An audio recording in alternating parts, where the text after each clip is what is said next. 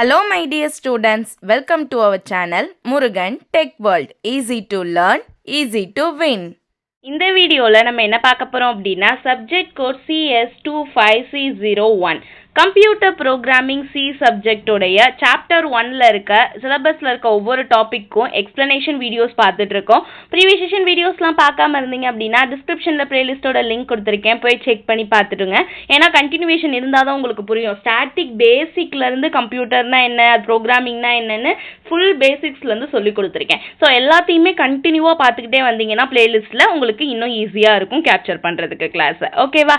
இப்போ வாங்க next topic chapter 1ல் ப்ரோக்ராம் ஸ்ட்ரக்சரை பற்றி தான் பார்க்க போகிறோம். ஓகேவா? ப்ரோக்ராம் அப்படின்னா என்னன்னு தெரியும். ஒரு ப்ரோக்ராம் எப்படியெல்லாம் இருக்கணும் சி ப்ரோக்ராமிங்கில், அதோடைய ஸ்ட்ரக்சர் என்ன, ஒரு வீடுனா இப்படி தான் இருக்கணுன்ற மாதிரி, ஒரு காலேஜ்னா இப்படி தான் இருக்கணுன்ற மாதிரி ஒவ்வொன்றுக்கும் ஒரு ஸ்ட்ரக்சர் இருக்குல்ல. பஸ்னா இப்படி தான் இருக்கணும், கார்னா இப்படி தான் இருக்கணும்னு, அதே மாதிரி ஒரு சி ப்ரோக்ராம் எப்படி இருக்கணும்னு சொல்லி அந்த ஸ்ட்ரக்சரை பற்றி சொல்ல போகிறது தான் இந்த ப்ரோக்ராம் ஸ்ட்ரக்சரோட வீடியோ. ஓகேவா? இதில் மெயினாக என்னெல்லாம் இருக்கும் அப்படின்னு கேட்டிங்க அப்படின்னா ஃபர்ஸ்ட் வந்து டாக்குமெண்டேஷன் செக்ஷன் இருக்கும். டாக்குமெண்டேஷன் செக்ஷன் அப்படின்னா ஒன்றுமே இல்லை, இந்த கமாண்ட் லைன்ஸ் எழுதுறதுலாம் சொன்னோம்ல. இப்போ இந்த ப்ரோக்ராம் இதை பற்றி அடிஷன் ஆஃப் 2 நம்பர்ஸ்னு சொல்லி நான் டபுள் ஸ்லாஷ் போட்டு எழுதுறேன்னா அது ப்ரோக்ராம்குள்ளே எக்ஸிக்யூட் ஆகாது. பட் ஒரு ஹியூமனோட அண்டர்ஸ்டாண்டுக்காக தான் அந்த டாக்குமெண்டேஷன் செக்ஷனை எழுதுகிறோம். ஓகேவா? இது வந்து ஆப்ஷனல் செக்ஷன் தான். எல்லா ப்ரோக்ராம்லையும் இருக்கணுமான்னு அவசியமா நெசசரியான்னு கேட்டால் கிடையாது, கம்பல்சரி கிடையாது. ஒரு ப்ரோக்ராமில் இருக்கலாம், ஒரு ப்ரோக்ராமில் இல்லாமே இருக்கலாம். இது documentation section. Next link section. Link section அப்படின்னா என்னன்னு பார்த்தீங்கன்னா pre processor directive. That means hash include stdio.h compulsory இந்த லைன் எல்லா சி ப்ரோக்ராம்லையும் இருக்கணும்னு முதல்ல உங்களுக்கு சொல்லி கொடுத்தேன். அதுதான் லிங்க் செக்ஷனோட வேலை. ஓகேவா? ப்ரீ ப்ராசஸர் டைரக்டிவை இன்க்ளூட் பண்ணுறது. அடுத்து டெஃபனிஷன் செக்ஷன்.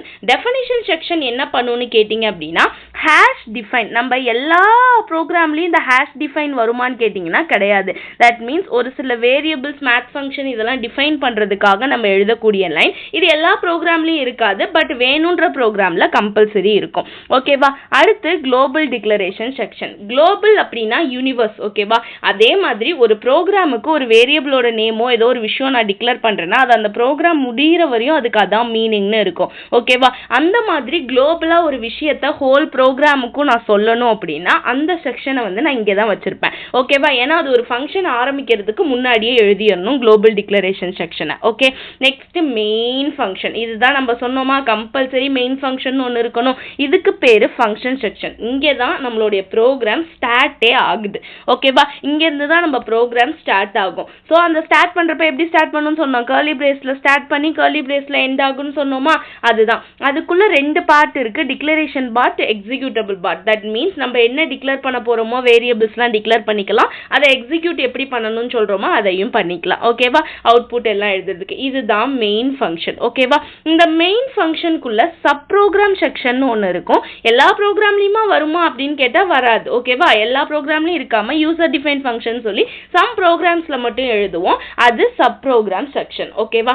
இப்படி தான் ஒரு ப்ரோக்ராம் ஸ்ட்ரக்சர் வந்து ஒரு சி ப்ரோக்ராமிங்க்கு இருக்க வேண்டியது. ஓகே, முதல்ல documentation section, link section, definition section, global declaration section, main function section. அதுக்குள்ள கர்லி பிரேஸ் ஓப்பன் பண்ணி கர்லி பிரேஸ் க்ளோஸ் பண்ணுறதுக்குள்ள நம்ம ப்ரோக்ராமுக்கு எக்ஸிக்யூட் பண்ண வேண்டிய எல்லா விஷயங்களையும் ரைட் பண்ணுவோம். தென் சப் ப்ரோக்ராம் செக்ஷன். இதில் ஃபங்க்ஷன் என்னெல்லாம் எழுதுறோமோ அதெல்லாம் எழுதுவோம். ஓகே, ஸோ இதோட டெஃபனிஷன் பார்க்கலாமா? So first documentation section. இது ஆப்ஷனல் சொல்லிட்டேன். இது செட் ஆஃப் கமாண்ட் லைன்ஸ் எழுதும். இது வந்து ப்ரோக்ராமோ ஆத்தர் டீட்டெயில்ஸ் மட்டும்தான் இருக்குமே தவிர இது எக்ஸிக்யூட்லாம் ஆகாது. ஓகேவா? Second one link section. இதில் இன்ஸ்ட்ரக்ஷன் நம்ம கொடுப்போம் எதோட லிங்க் பண்ணணும் அப்படின்னு சொல்லி சிஸ்டம் லைப்ரரியில் மெயினாக ஹேஷ் இன்க்ளூட் டைரக்டிவ் எதெல்லாம் கொடுக்குறோமோ அதெல்லாம் கொடுக்குறது. அடுத்து டெஃபனிஷன் செக்ஷன். இங்கே வந்து எல்லா சிம்பாலிக் கான்ஸ்டன்ஸ் இதுதான் அப்படின்னு நான் டிஃபைன் பண்ணுறதுக்கு நான் கொடுக்குறது. அதை எப்படி டிஃபைன் பண்ணும் அப்படின்னு கேட்டிங்கன்னா ஹேஷ் டிஃபைன் அப்படின்ற வேர்ட் யூஸ் பண்ணி தான் டிஃபைன் பண்ணும். ஓகேவா? Fourth one global declaration. Global டிக்ளரேஷன்னா நான் அர்த்தம் என்ன சொல்லியிருக்கேன் ஆல்ரெடி. மொத்தமாக நம்ம ப்ரோக்ராமில் குளோபலாக டிக்ளேர் பண்ணுற ஒரு விஷயம், வேரியபிள்ஸோ ஃபங்க்ஷனோ அவுட் ஆல் இங்கே ப்ரோக்ராம்குள்ளே ஒரு 1000 லைன் எழுதுறேனாலும் அந்த 1000 லைனுக்கும் காமனான ஒரு வேரியபிள் நான் டிக்ளரேஷன் பண்ணணும் அப்படின்னா இந்த குளோபல் டிக்ளரேஷன் செக்ஷனில் தான் நான் பண்ணுவேன். ஓகேவா? தென் மெயின் ஃபங்க்ஷன் நம்ம ப்ரோக்ராம் ஸ்டார்ட் ஆக போகிற இடம், அங்கேருந்து தான் நம்ம ப்ரோக்ராமோட எக்ஸிக்யூஷனே ஸ்டார்ட் ஆகும். அடுத்து sub program section. Sub program section எங்கே இருக்குன்னா, நிறைய ஃபங்க்ஷன்ஸ் எழுதுகிறோம் ஒரே ப்ரோக்ராமில் அப்படின்னா மல்டிபிள் ஃபங்க்ஷன் நம்ம எழுதுகிற இடத்துல நம்ம யூஸ் பண்ண போகிறது தான் இந்த சப் ஃபங்க்ஷன். ஓகேவா?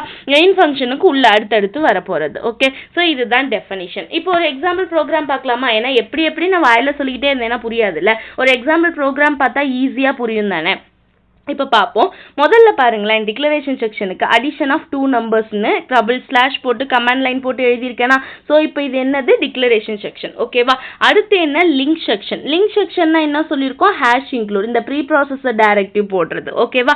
So hash include compulsory stdio.h first நான் ஸ்டார்ட் பண்ணணும். அது இதுக்குள்ள நான் ஃபங்க்ஷனை டிக்ளேர் பண்ண சொல்லியிருக்கேன். அதுக்கு நான் என்ன பண்ணிட்டேன்? / போட்டு எழுதிட்டேன். ஓகேவா?